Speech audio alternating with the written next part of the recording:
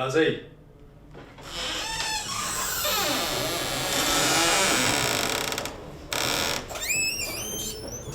سلام علیکم صاحب. وعلیکم السلام. مهرباني وکړئ. السلام علیکم صاحب. صاحب خیر. شکر.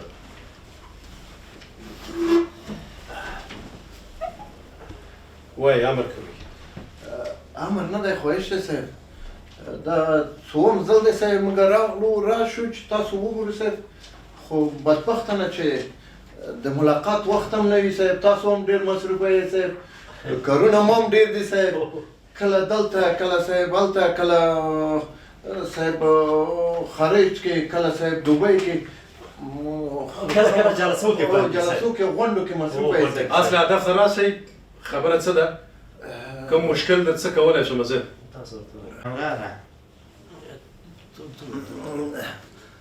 رئیس صاحب خبره داسې ده چې موږ افتخار کوو چې تاسو راغلی. انشاءالله چې ستاسو په راتګ سره زموږ د مؤسسه لا وځلېږي، پرمختګ به وکوي. شکر الحمدلله چې تاسو راغلي یې، ډېر خوشحاله یو. تاسو ته بیا هم هرکلی وایو. کور مو ده. خو رئیس صاحب خبره داسې چې تقریبا 15 کاله کېږي په دې مؤسسه کې موږ کار کوو. راغلو که موږ ته د کار زمینه مساعده شي، موږ د کار خاوندان یو او مسلک مو دی، او د مسلک په څنګ کې 15 کاله تجربه ډېر شی ده صاحب. ډاکټر چې طب وایي 2 کاله طب وایي، خو چې عملي لار نه شي هېڅ بېمانه. نو موږ شکر 15 کاله کېږي تجربه د کاري لرو. مطلب دا و چې که موږ ته زمینه د کار مساعده شي، کار وکوو، امکانات موږ ته برابر شي. خو نور څه؟ نور خو صاحب داسې صاحب قربان صاحب جناب رئیس صاحب بلا دې وګرځم صاحب، وایم چې صاحب موږ چې ګورو والا صاحب دغه ځان موږ ته داسې بیخي سپک معلومېږي. هغه په دې چې صاحب زموږ نه شکر صاحب دغه یو تعداد مشاورین صاحب خلي، والا صاحب ډبل معاشونه اخلي یو صاحب، او خارج سفرونه خو لا پرېږده، شخصي موټر په صاحب دغه مو زیو راځي صاحب، حتی شخصي خپل موټر چې راوړي صاحب، کارټونه یې ورکړي صاحب دننه راځي صاحب. هغه مشاورین دي مشاورین. رئیس صاحب موږ نه وایو چې مشاورین دي صاحب. مشاورین خو صاحب مسلکي خلک باید مشاورین وي صاحب. هغه خلک وي چې په دغه رشته کې باید وارد وي، پوه وي، زده کړې کړې وي، تخصص ولري، ماسترا ولري، دکتورا ولري صاحب. خو ډېر داسې خلک دي صاحب چې سختګي اسناد دي بیا مشاورین دي. ګوره که مسلکي دي که غیر مسلکي دي، دا چې حاضري لري که نه لري، دا چې معاش یې څومره ده، لږ ده ډېر ده، هغه تاسو پورې اړه نه لري.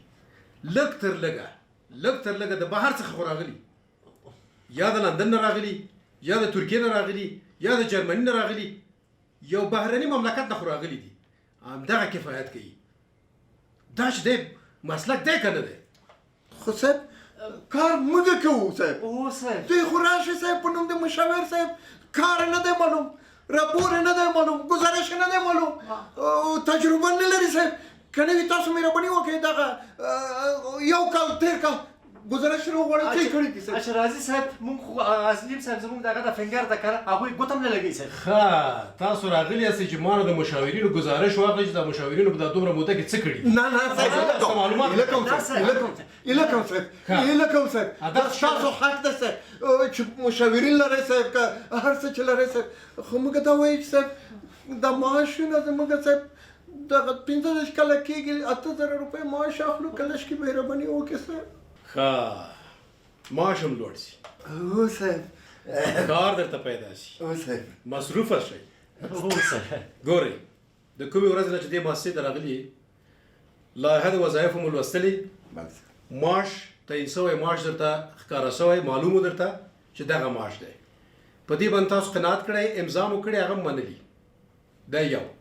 خو صاحب په هغه وخت کې خو موږ منل دي، همدغه مؤسسه وه، همدغه کار و، همدغه وظیفه وه، کوپون و صاحب، وړه و صاحب، غوړي و صاحب، احتیاجي دونه نه وه صاحب.